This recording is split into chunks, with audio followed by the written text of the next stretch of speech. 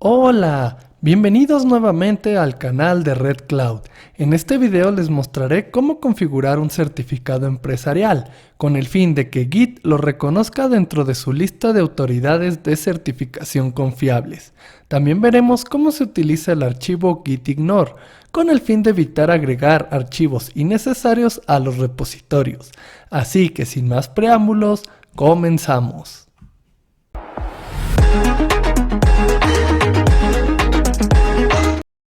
Para el siguiente escenario, voy a tratar de clonar un repositorio remoto a mi máquina local mediante el protocolo HTTPS.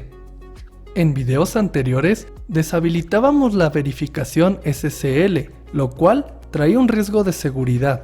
Lo más adecuado es incluir el certificado de nuestra autoridad interna en Git para que pueda verificar la autenticidad y establecer una conexión segura. En videos anteriores, cuando intentábamos clonar un repositorio, apareció un error con el problema del certificado SSL. Si revisamos la configuración con git config --list, podemos observar que la verificación SSL está activa. Con el fin de no desactivarla, vamos a incluir el certificado en la configuración. Una de las formas más comunes de obtenerlo es a través del navegador. En el lado izquierdo de la barra de direcciones, encontraremos el icono que despliega la información del sitio. Se elige la opción que dice Connection is Secure y después Certificate is Valid. Al hacer clic, se abrirá una ventana emergente con la información del certificado. En la sección de Issued by o emitido por, encontraremos la información que proporcionó nuestra empresa al momento de firmarlo, como son el nombre común del emisor, la organización y la unidad. También encontraremos el periodo de validez, establecido por un rango de fechas. Al terminar, el certificado caduca, por lo que será necesario obtener uno nuevo con un rango válido. Para descargar el certificado, vamos a la pestaña Details. En la sección Certificate Hierarchy, seleccionamos el mismo que tiene el nombre común. Presionamos el botón Export y lo guardamos en un directorio en nuestro equipo local. El siguiente paso será referenciarlo en el archivo de configuración de Git. Para ello, en la terminal vamos a escribir git config --global http://sslcainfo y entre comillas la ruta donde guardamos nuestro certificado. Se presiona Enter para establecer el cambio en la configuración global. Volvemos a revisarla y debemos notar que se agregó una línea, la cual contiene la ruta del certificado de la autoridad certificadora interna, es decir, de nuestra empresa. Si volvemos a intentar clonar un proyecto, ya no aparece el error, porque Git ya puede validar la autenticidad y establecer la conexión segura. Esta es la opción más recomendada para establecer las conexiones entre el repositorio local y el repositorio remoto, al usar HTTPS. A continuación, vamos a hablar sobre otro archivo importante llamado gitignore, el cual le dice a Git qué archivos o directorios debe incluir o ignorar en el control de versiones. Es útil para no rastrear archivos generados automáticamente como logs o builds, configuraciones locales específicas de tu equipo, o archivos sensibles como claves o contraseñas.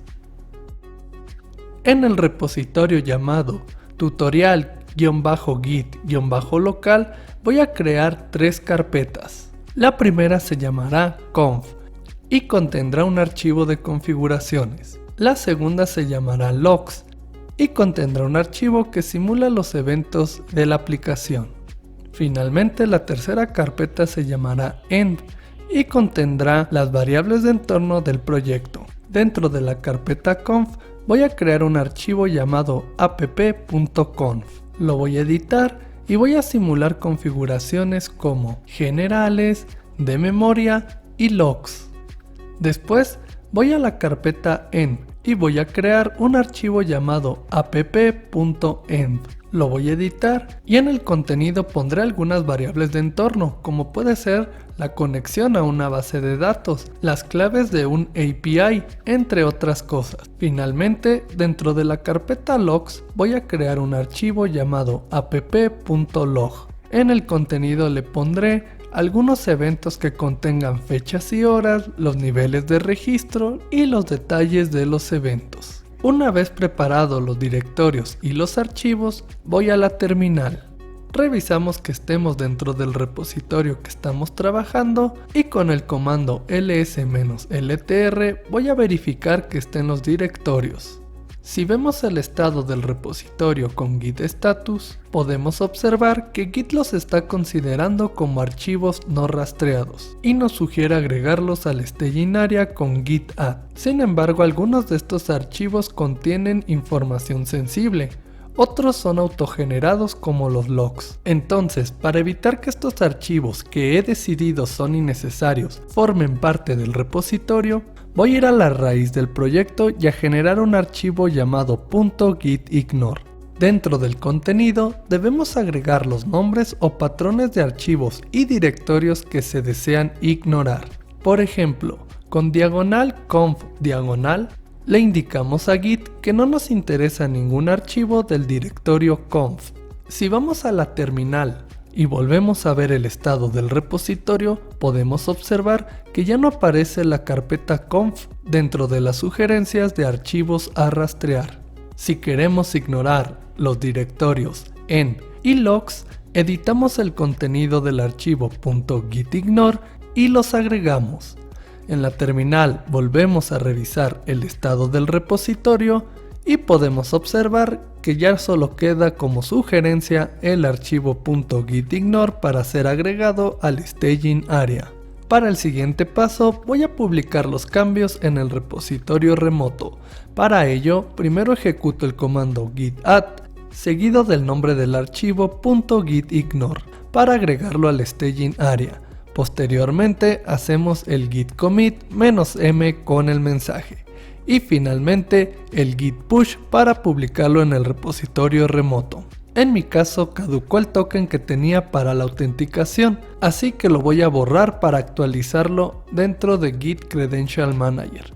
Para ello, primero debemos revisar los comandos existentes en nuestra versión, ya que yo quise ejecutar un par que no son compatibles con la que tengo.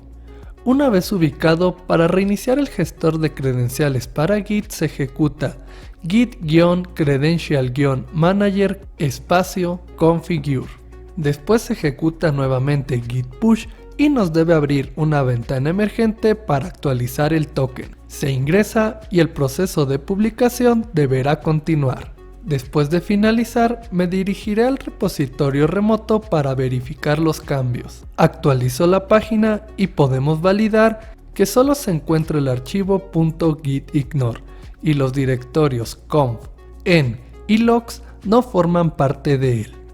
A continuación, supongamos que tenemos un archivo de log en la raíz y queremos ignorar todos los que terminen con esta extensión.